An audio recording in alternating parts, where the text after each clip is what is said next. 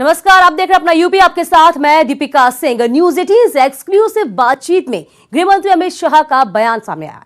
अयोध्या में एक गगनचुंबी राम मंदिर बनाएंगे और फैसला आने में जो देरी हो रही है उसके लिए कांग्रेस जिम्मेदार है, ये कहना है अमित शाह का। राम मंदिर ट्रस्ट पर भी गृह मंत्री ने अपनी बात रखी है। उन्होंने कहा है कि सुप्रीम कोर्ट की गाइडलाइन के मुताबिक ही ट्रस्ट बनेगा।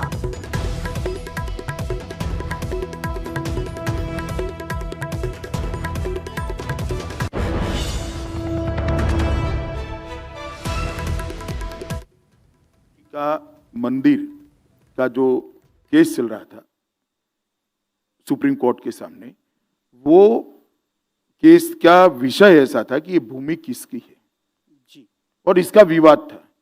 तो स्वाभाविक रूप से इसका निर्णय न्यायालय ने करना चाहिए।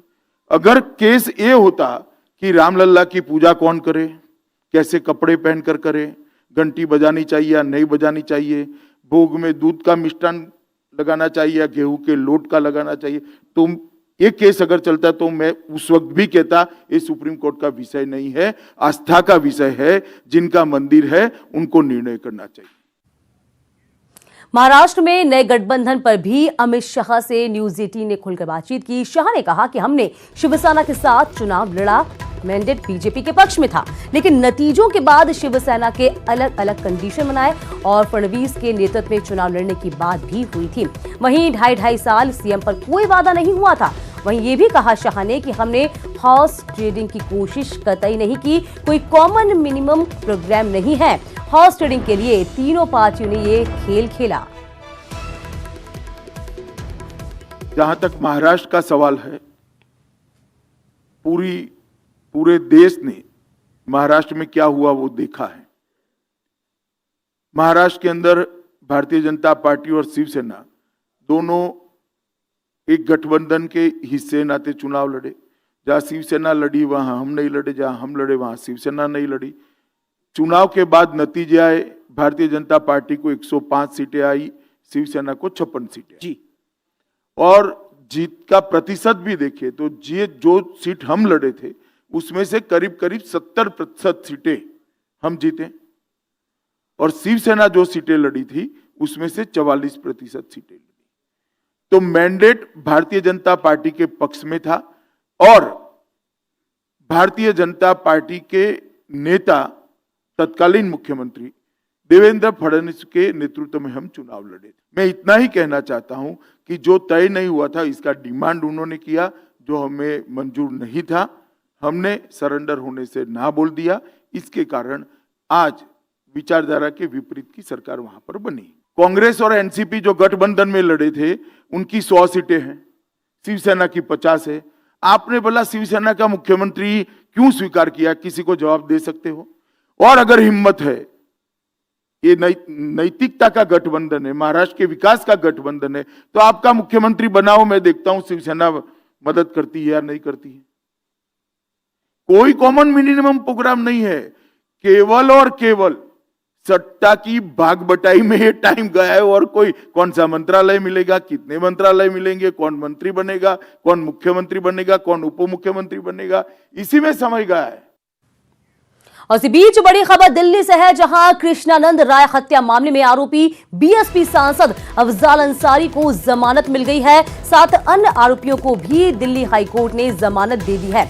आपको बता दें कि 25-25 हजार रुपए के निजी मुचलके पर जमानत दी गई है। हाईकोर्ट ने लोअर कोर्ट से सभी दस्तावेज मांगे। गाजीपुर से सांसद हैं अफजाल अंसारी, जिनको अब जमानत दे दी गई है। तो बड़ी खबर दिल्ली से, बाहुबली अफजाल अंसारी को जमानत। आपको पूरा मामला बता दें, कृष्णानंद राय हत्या मामले में आरोपी थे बीएसपी सांसद अफजाल अंसारी, जिनको आज जमानत दे दी गई है। वहीं 7 अन्य आरोपियों को भी दिल्ली हाईकोर्ट ने जमानत दी है। अगली खबर सोनभद्र से जुड़ी हुई है। सोनभद्र के प्राथमिक विद्यालय में मिड डे मील में दूध घोटाला सामने आया है। यहां 1 लीटर दूध 80 छात्रों को पिला दिया गया। आप भी चौंक गए होंगे कि 1 लीटर दूध 80 छात्रों को आखिर बट कैसे गया। दरअसल शिक्षा मित्र ने पतीली में 1 बाल्टी पानी डाला और उसी में 1 लीटर दूध गर्म किया। फिर पानी वाला ये दूध छात्रों को पीने को दे दिया गया। जब इस खबर से हंगामा मचा तो एबीएसए ने शिक्षा मित्र को कार्य मुक्त कर दिया। ये तस्वीर हम आपको दिखा रहे हैं किस तरीके से एक बाल्टी में दूध को रखा गया है। 80 बच्चों को 1 लीटर दूध पिला दिया गया। तो सोनभद्र में दूध का एक बड़ा घोटाला सामने आया। दिया गया था सर, दूध है पैकेट रहा तो बनवा लेंगे। हाँ, तब फिर सर लोग कभी बना दो तो बना दिए। कौन कहा बनाने को? सर लोग जहाँ कौन सर? ये स्कूल के अंदर ठिकाना है। जितेंद्र? मैंने वहाँ जांच की है वहाँ पर, तो वहाँ पे दूध था। वहाँ पे पैकेट का दूध, यहाँ पे चूँकि गाय और भैंस की दूध उतनी मात्रा में मिल नहीं पाती, पहाड़ी क्षेत्र है, तो पैकेट का दूध ही पिलाया जाता है। तो पैकेट का दूध वहाँ पे था, लेकिन कुक को ने 1 पैकेट ने पिलाया। फिर वहाँ पे दूध था उपलब्ध, फिर वहाँ पुनः बच्चों को दूध पिलाया गया मानक के अनुरूप। मतलब पहली बार बाप नंबरी तो बेटा 10 नंबरी फिल्म के बारे में आप जानते ही होंगे। ऐसा ही एक मामला मेरठ में सामने आया, जहां बाप बेटे फर्जी पुलिस बनकर लोगों से ठगी करते थे। आरोप के मुताबिक पिछले 5 सालों में बाप बेटे की इस जोड़ी ने 100 से ज्यादा वारदातों को अंजाम दे दिया है। थाना दहली गेट पुलिस ने दोनों को गिरफ्तार कर लिया है। दोनों बाहर से आने वाले सराफा व्यापारी को टारगेट करते थे। सीसीटीवी फुटेज की मदद से जब पुलिस तह तक पहुंच गई तो पता चला कि दोनों पर पहले से ही 25 केस दर्ज है और वो 15 जिलों में मोस्ट वांटेड है। पुलिस ने इनकी गिरफ्तारी के लिए जाल बिछाया और धर दबोचा है। इनके पास से 1 किलो चांदी और 40,000 रुपए बरामद किए गए।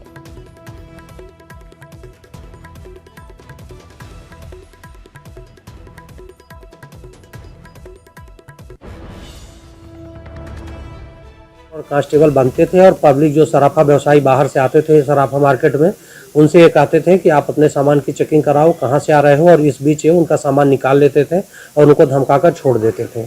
अभी तक जो मुकदमे हमारे पास आए हैं वो उधम सिंह नगर, हरिद्वार, रुड़की और बरेली, मुरादाबाद, अलीगढ़, मेरठ, इन सब जगहों के हैं।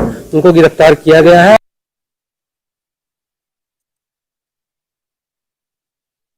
कॉर्पोरेट ट्रेन तेजस अपने रंग रूप, स्पीड, अपनी तमाम खासियतों के लिए खूब चर्चा में रही है। लेकिन इस ट्रेन में काम करने वाले 20 कर्मचारियों को बिना नोटिस दिए नौकरी से निकाल दिया गया, जो इस ट्रेन के रखरखाव करने वाले IRCTC और उनसे जुड़े तमाम संस्थानों पर अब सवाल खड़े कर रहा है। जब इन कर्मचारियों से बात की गई तो इनका दर्द फूट पड़ा। इन्होंने क्या कुछ कहा हायर एजेंसी करने वाली से, और बिना बताए ये भी कहा उन्होंने कि कैसे उनको नौकरी से निकाल दिया गया और ये कोई बताने को तैयार भी नहीं क्यों उनको निकाला गया है। इन कर्मचारियों से बात की हमारे संवाददाता मोहम्मद शबाब ने। अक्टूबर से राजधानी लखनऊ में तेजस ट्रेन की शुरुआत हुई। उत्तर प्रदेश के मुख्यमंत्री योगी आदित्यनाथ ने हरी झंडी दिखाकर इस ट्रेन को रवाना किया। इस ट्रेन की अपने आप में बहुत सारी खासियतें थीं। ये पहली कॉरपोरेट ट्रेन थी जो पूरी तरीके से प्राइवेटाइज थी, यानी कि यहाँ पर सारी चीज़ें दूसरी ट्रेनों की तुलना में बहुत बेहतर थीं, जिसमें ट्रेन हॉस्टेस का भी एक नाम था। लोगों की चर्चाओं पर यह नाम था, लोग इनके साथ सेल्फी लेते थे।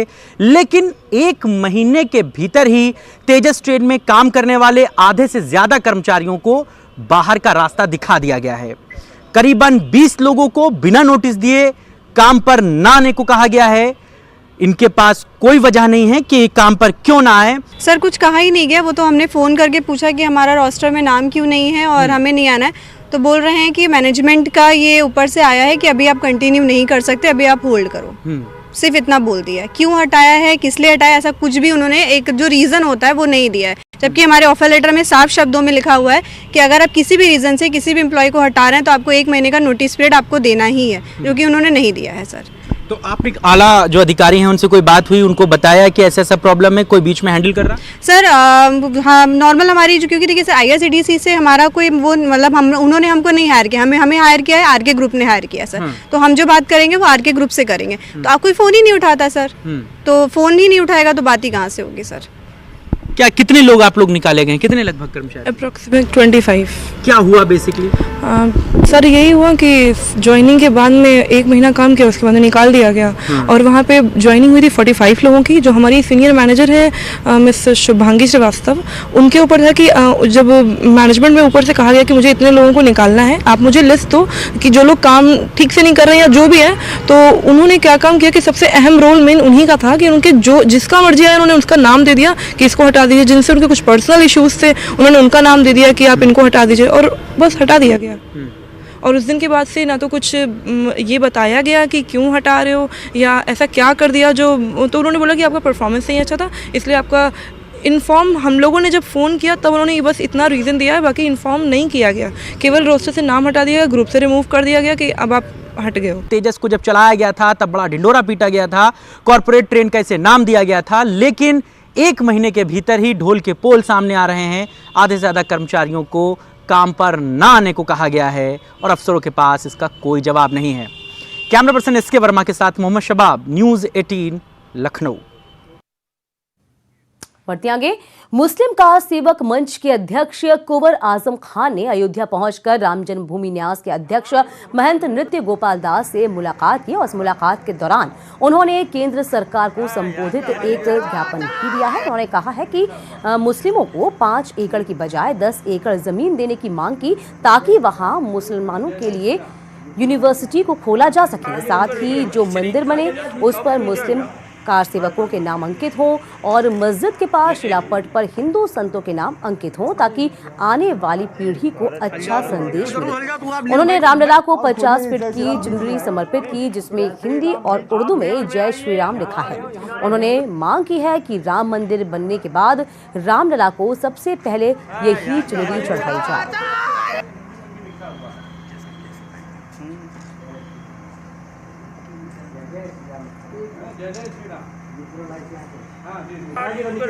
मामला है वो 5 एकड़ की, जहाँ पर मुस्लिम पक्ष को 10 एकड़ ज़मीन दी जाए ताकि वहाँ पर मस्जिद के साथ साथ एक स्कूल भी खुल जाए, विश्वविद्यालय भी खुल जाए। बाकी मुस्लिम पक्ष और भी पैसा इकट्ठा करके और भी ज़मीनें खरीदें और एक शिक्षा का मस्जिद बने, क्योंकि मुसलमानों में कमी है शिक्षा की। मुझे बड़ी प्रसन्नता हुई कि सारे देश के लोग एक चीज़ जानेंगे कि रामलला के प्रति किस प्रकार से मुसलमान समर्पित हैं, और साथ साथ उन्होंने कहा कि मुसलमान केवल राम हिंदुओं के नहीं हैं, रामलला हिंदू मुसलमान दोनों के हैं। अक्सर अपनी लापरवाही के लिए चर्चाओं में रहने वाला हापुड़ का विद्युत विभाग इस बार फिर अपने कारनामे को लेकर चर्चा में है। यहाँ विभाग ने इस बार एक चाय वाले को 82,000 रुपए से अधिक का बिजली का बिल थमा दिया, जिसकी वसूली के लिए तहसील प्रशासन ने आरसी भी जारी कर दी। साथ ही अधिकारी चाय की दुकान को बंद करने पहुंच गए और वहीं चाय वाले का कहना है कि वो हर माह विद्युत का बिल जमा कर रहा है, जिसकी रसीद भी उसके पास मौजूद है।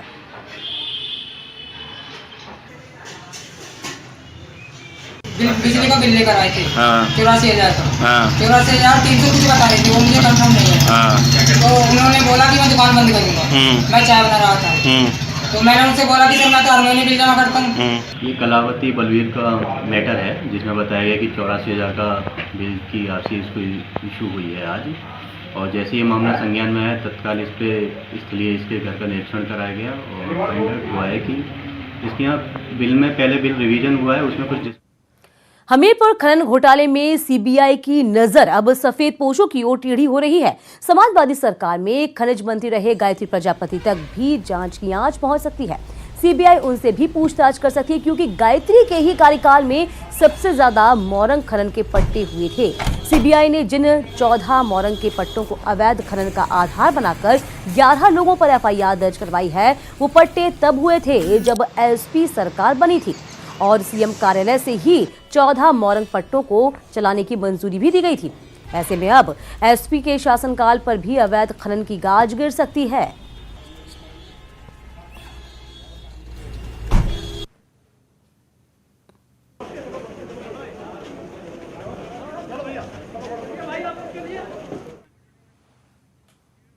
और